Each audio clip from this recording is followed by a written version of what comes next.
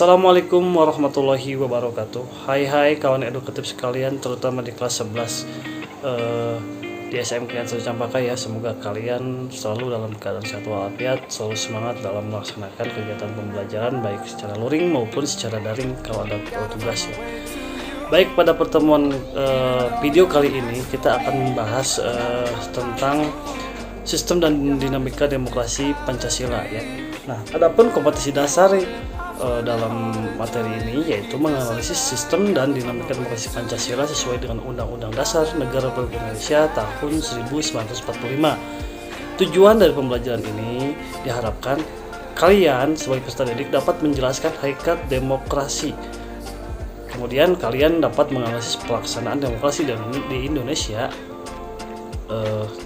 dan kalian juga dapat membangun kehidupan demokratis di Indonesia.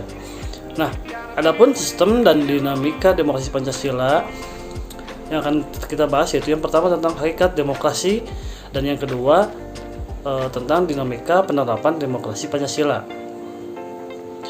Baik, untuk hakikat demokrasi, pada dasarnya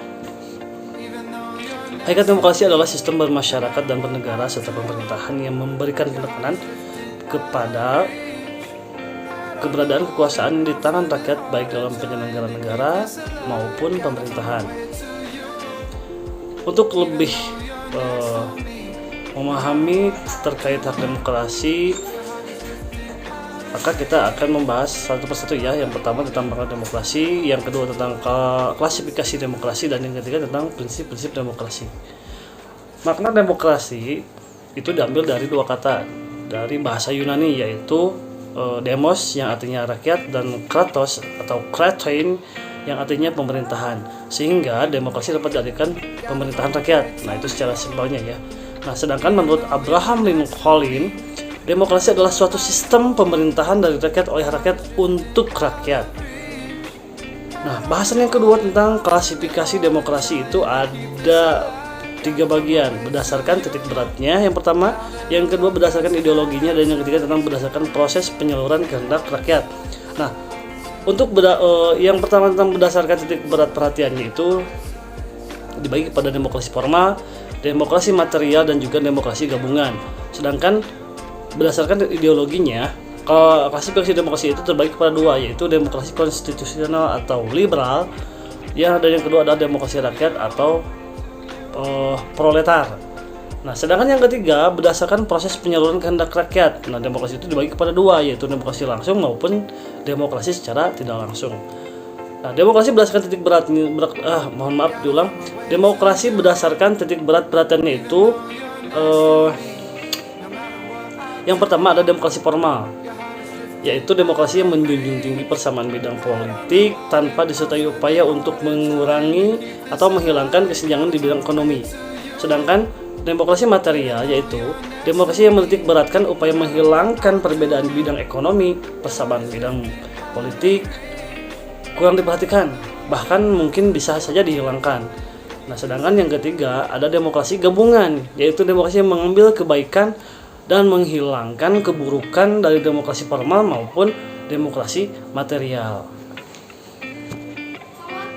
Lanjut ke demokrasi berdasarkan ideologi. Nah, demokrasi berdasarkan ideologi itu ada demokrasi konstitusional atau liberal, yaitu demokrasi yang berdasarkan kebebasan dan individualisme.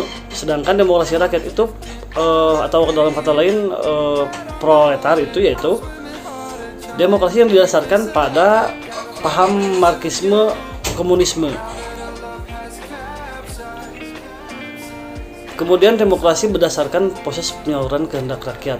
Nah, ada demokrasi langsung, yaitu demokrasi yang mengikut sertakan setiap warga negara dalam permusyawaratan untuk menentukan kebijakan umum atau undang-undang secara langsung. Nah, sedangkan dalam demokrasi tidak langsung, yaitu demokrasi yang dilaksanakan melalui sistem perwakilan. Hal yang dipastikan dalam demokrasi itu berarti harus memiliki prinsip-prinsip demokrasi. Nah, prinsip-prinsip demokrasi itu ada 7 ya.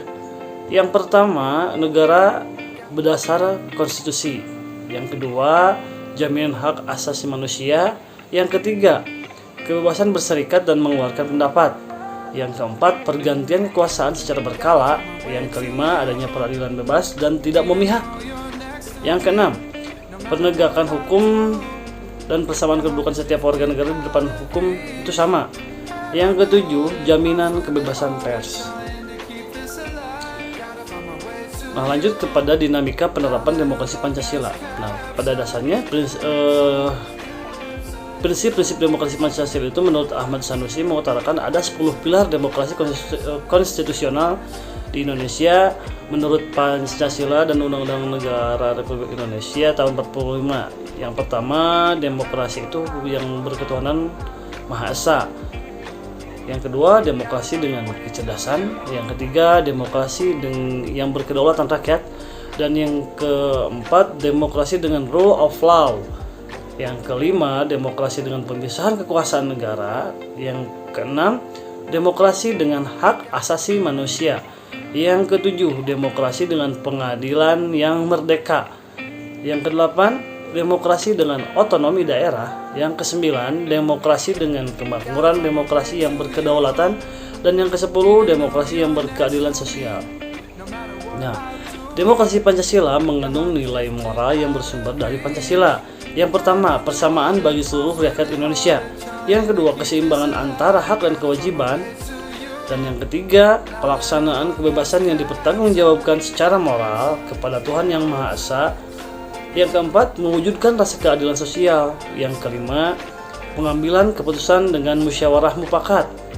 Yang keenam, mengutamakan persatuan nasional dan kekeluargaan. Dan yang ketujuh, menjunjung tinggi tujuan dan cita-cita nasional. Adapun periodisasi perkembangan demokrasi Pancasila itu ada 2 tahap ya. Yang pertama pada pasal 1 ayat 2 Undang-Undang Dasar 1945, ini sebelum diamandemen ya.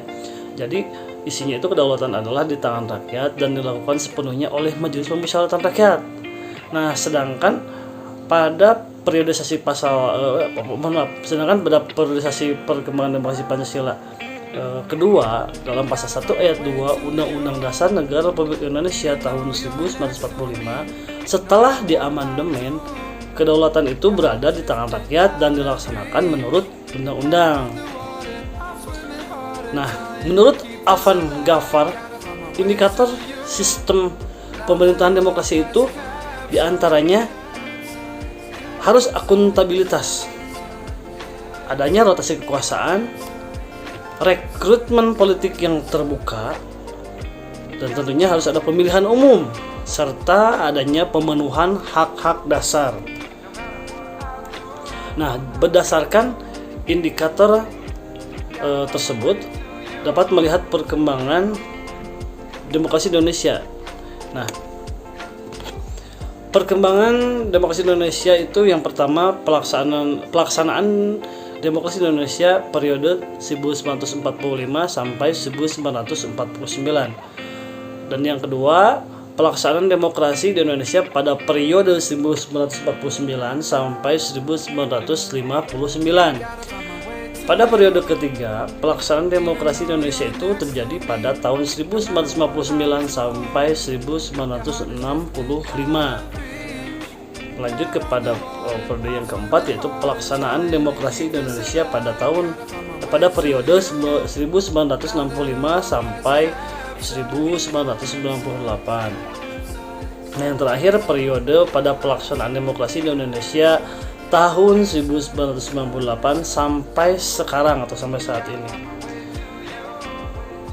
Nah, adapun untuk membangun kehidupan yang demokrasi di Indonesia, pada hakikatnya sebuah negara disebut sebagai negara demokratis apabila dalam pemerintahan tersebut rakyat memiliki persamaan kedudukan di muka hukum, partisipasi dalam pembuatan keputusan, distribusi pendapatan secara adil, dan kebebasan yang bertanggung jawab tentunya.